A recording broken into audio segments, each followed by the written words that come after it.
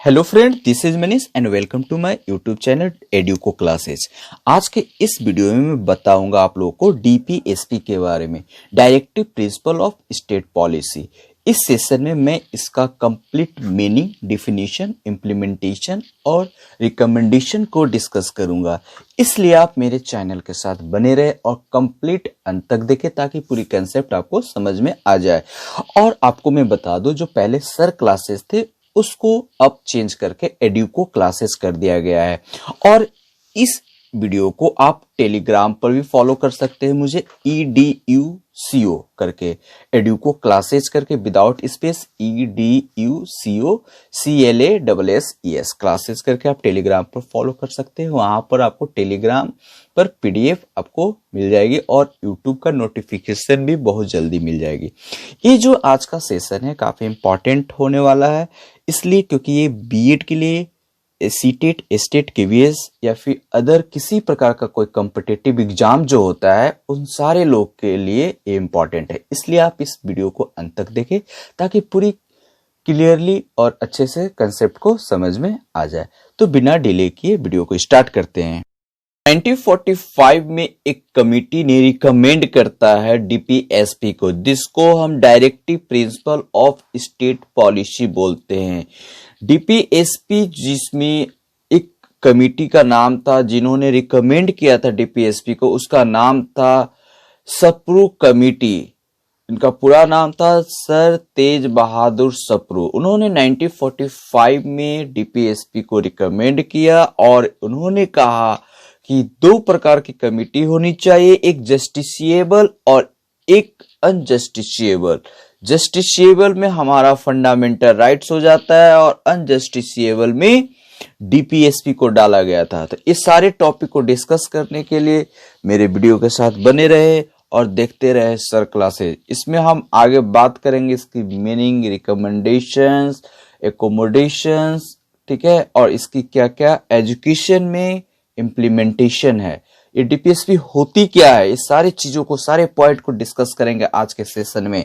तो बने रहे सर क्लासेस के साथ। तो स्टार्ट करते हैं directive principle of state policy. जब भारतीय संविधान बना, is the supreme law of India, it came into existence on January 26 जनवरी 1950। भारतीय संविधान बना और एग्जिस्ट में आया, पावर में आई 26 जनवरी 1950 को, जिसको हम गणतंत्र दिवस इस दिन सेलिब्रेट करते हैं। और इस दिन सारे जो सुप्रीम लॉ होती है इंडिया को, वो हमारे देश में लागू हो गई। It is the longest written constitution of any सोवेरिजन।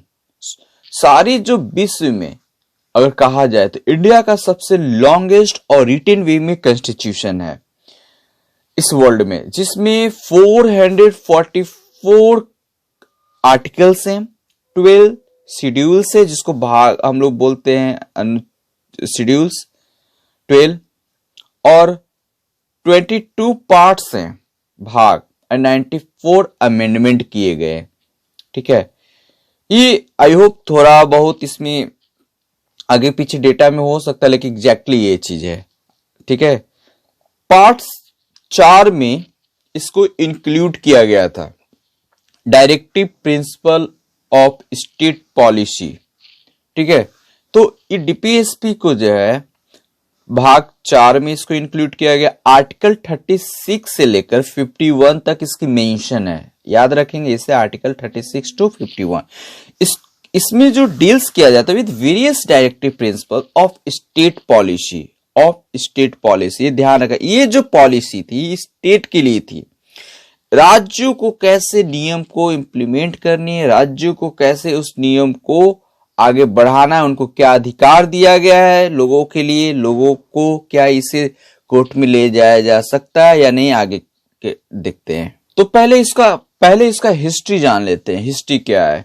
The concept of directive principles of state policy was borrowed from the Irish Constitution, जिसको आयरलैंड भी बोलते हैं, इसको वहां से लिया गया है।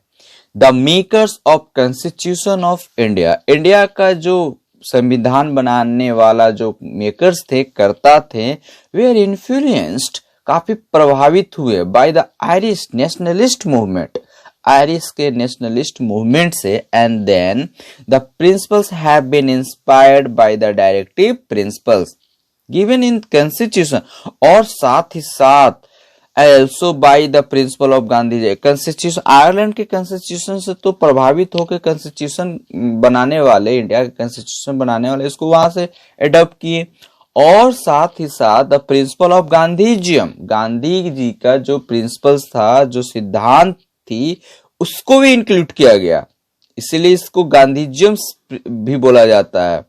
And the relate to social justice को भी इंक्लूड किया गया। And now economics, welfare, foreign policy and legal and administrative matters.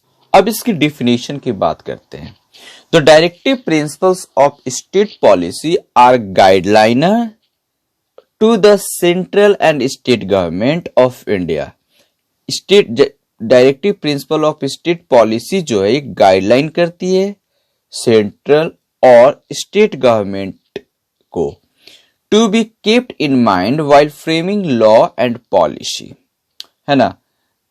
This provision guideline किस वे में करती है? लॉ और जो पॉलिसी बनाने में, फ्रेम करने में, उसको गाइडलाइन करती है। किस किस चीजों को इंक्लूड करनी चाहिए, किसे नहीं करनी चाहिए, क्या होनी चाहिए, ये सारे लॉ और पॉलिसी में गाइडलाइन करती है डीपीएसपी।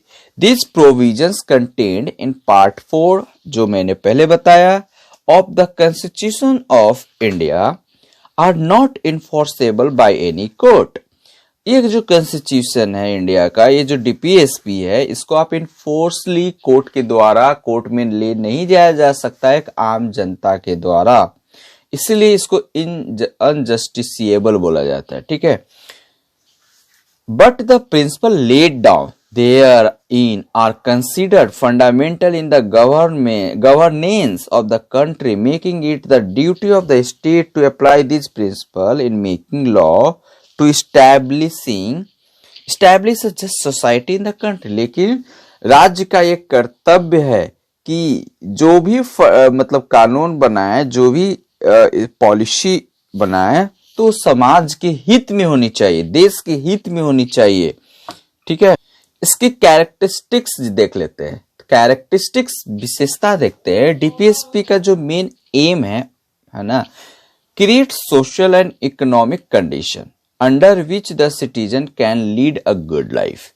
इसमें डीपीएसपी का मेन जो इंटेंशन है, सोशल और इकोनॉमिक कंडीशन को अच्छा करना, भारतीय जनता की सोशल लाइफ और उसकी इकोनॉमिकल लाइफ को अच्छी करनी है।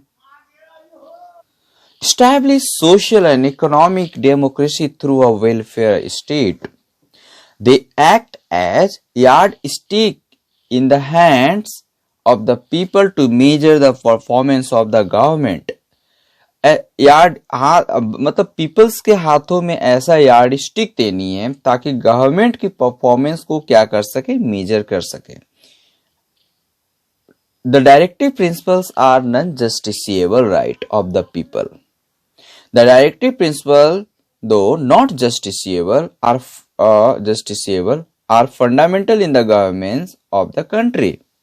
Now, अब हम डिस्कस कर लेते हैं डायरेक्टिव प्रिंसिपल्स के जो आर्टिकल है 36 से लेकर 51 तक, उसको देखते हैं।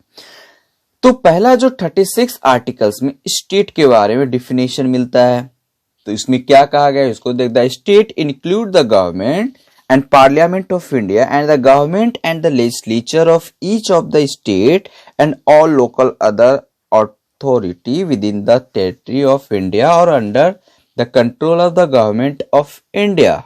इसमें ये कहा गया है कि जितने भी स्टेट गवर्नमेंट होती है, चाहे लेजिस्लेचर हो या फिर जो ऑल लोकल बॉडी जो अथॉरिटी हो, चाहे टेरिटरी हो, है ना, इस सारे जो गवर्नमेंट है उन सारे की कंट्रोल जो होनी चाहिए होगी वो इंडियन गवर्नमेंट के हाथ में। एप्लीकेबल ऑफ आर्टिकल 37 की बात करते हैं तो application of the principle 38 articles में state to secure a social order for the promotion of welfare of the people. State राज्यों को ये सिक्योर करना है सोशल ऑर्डर के लिए ताकि उन्हें प्रमोशन, वेलफेयर पीपल के वेलफेयर की प्रमोशन के लिए उन्हें स्टेट को एक वचनबद्ध होना है। आर्टिकल 39 में देख लेते हैं, certain principles of policy to the followed by the state, जैसे कि equal right to men and women. 39 में कहा गया है कि इक्वली राइट देना है मेन और वुमेन दोनों को। ओनरशिप ऑफ रिसोर्सेज, जो रिसोर्सेज है उसकी ओनरशिप प्रोवाइड करनी है। Equal pay for equal work, directive principles में ही डीपीएसपी में यही कहा गया है कि इक्वल समान काम के लिए समान वेतन प्रोवाइड करनी है। प्रोटेक्शन ऑफ चिल्ड्रेन, बच्चों को प्रोटेक्ट करना है, प्रोटेक्शन देनी है। आर्टिकल 39A में देखते हैं कि equal justice and free legal aid to citizen having economic और अदर डिजेबिलिटीज। आर्टिकल 40 की बात करते हैं, organisation of village panchayat, state को सुनिश्चित करना है, गठन करवाना है विलेज पंचायत की। 41 में बात करते हैं राइट टू वर्क, अधिकार देनी वर्क का, to education public assistant in certain cases. Article next बात करते हैं 42 की, तो provision for just and human condition of work and maternity leave. तो पेरेंट्स जब बनते हैं तो उनको लीव रिलीफ देनी है, मैटरनिटी रिलीफ देनी है ना। आर्टिकल 43 में बात किया लिविंग वेजेज, है ना, स्टेट को सुनिश्चित करना उन्हें वैसे तनख्वाह दे ताकि उनकी जीवन अच्छे से चल सके। गुड वर्किंग कंडीशन, वो काम करने का कंडीशन अच्छा प्रोवाइड करें for workers. And article 43A में मेंशन है participation of workers in management of industry, state को सुनिश्चित करना है कि वर्कर्स जो हैं वो पार्टिसिपेट कर सके मैनेजमेंट ऑफ इंडस्ट्री में सारे चीजों में, ठीक है। आर्टिकल 44 में मेंशन है uniform civil code for the citizens. Article 45 में इसमें स्टेट को ये जिम्मेवारी दी गई है कि बच्चों को फ्री और कंपलसरी एजुकेशन मिल सके, वही 6 to 14 तक। आर्टिकल 46 में मेंशन है, आपको ये बताते चले कि आर्टिकल 45 स्टेट का सुनिश्चित करना स्टेट की जिम्मेवारी है। आर्टिकल 21A में मेंशन है पेरेंट्स, बच्चे का अधिकार है, ठीक है, राइट टू एजुकेशन का उन्हें अधिकार है। और आर्टिकल 51A में जो है वो पेरेंट्स का अधिकार है बच्चों को free and compulsory education provide करना, याद रख लेंगे। आर्टिकल 46 में जो है promotion of educational and economic interest of schedule caste, है ना, शेड्यूल ट्राइब जिसको एसटी बोलते हैं, and other weaker section, promote करना एजुकेशन इकोनॉमिक इंटरेस्ट जिस समाज में जिस लोग में है उनको प्रमोट करना, उन्हें आगे बढ़ाना, जैसे कि specially schedule caste schedule tribe की बात होती है, जितने वीकर सेक्शन से बिलोंग करते हैं उनके लिए। आर्टिकल 47 जो है duty of the state to raise the level of nutrition, state का ये जिम्मेवारी है, राज्यों का ये जिम्मेवारी है कि न्यूट्रिशन लेवल जो है जो हमारा न्यूट्रिशन जो हम कह सकते हैं and the standard of living जो होती है स्टेट पीपल्स का वो सारे का इम्प्रूव किया जाए, हेल्थ की कंडीशन पब्लिक हेल्थ कंडीशन को अच्छी की जाए। आर्टिकल्स 48 में जो है मेंशन है organisation of agriculture and animal husbandry, organisation को खोला जाए, एग्रीकल्चर ऑर्गेनाइजेशन को खोला जाए, एनिमल हस्बेंड्री को खोला जाए, सारे चीजें की बात कही गई है। 48A में mention protection and improvement of environment and safeguard forest and wild life, state को सुनिश्चित करना है, उन्हें प्रोटेक्शन और इम्प्रूवमेंट करनी है एनवायरनमेंट से, उन्हें अच्छे एनवायरनमेंट प्रोवाइड करनी है और उन्हें जंगली जानवरों जंगलों ये सारे से क्या करना प्रोटेक्शन करनी है।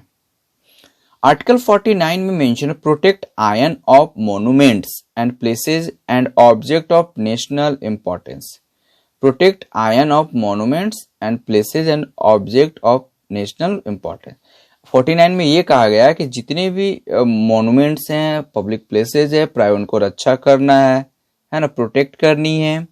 आर्टिकल 50 में separation of judiciary from executive, executive से जुडिशरी को क्या करना, अलग रखना है, स्टेट को सुनिश्चित करना है। ऐसे 3 प्रकार का बॉडीज होता है गवर्नमेंट, एग्जीक्यूटिव होता है, जुडिशरी होता है और एक होता है लेजिस्लेटिव।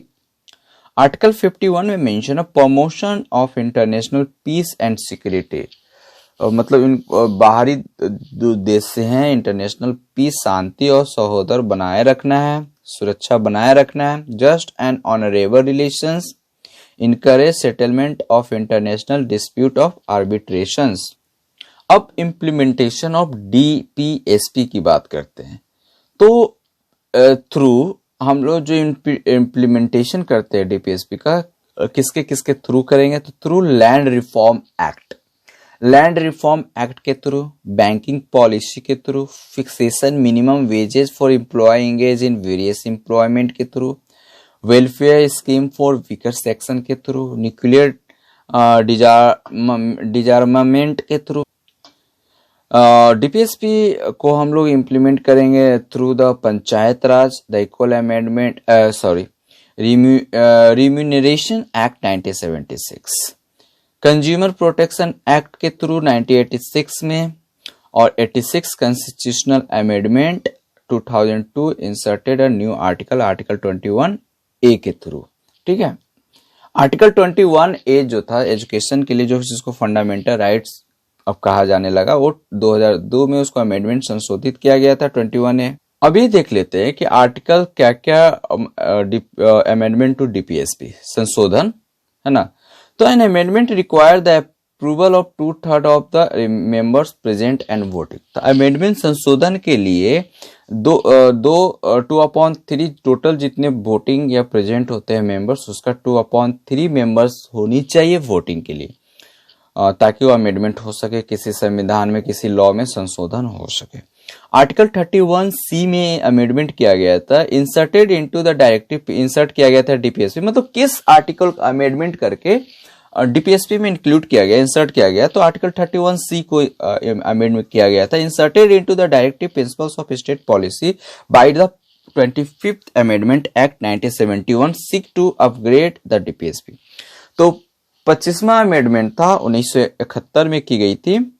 आर्टिकल 48A को अमेंड किया गया था, which ensure protection and improvement of environment and safeguarding of forest and wildlife was added by the 42 amendment act 1976।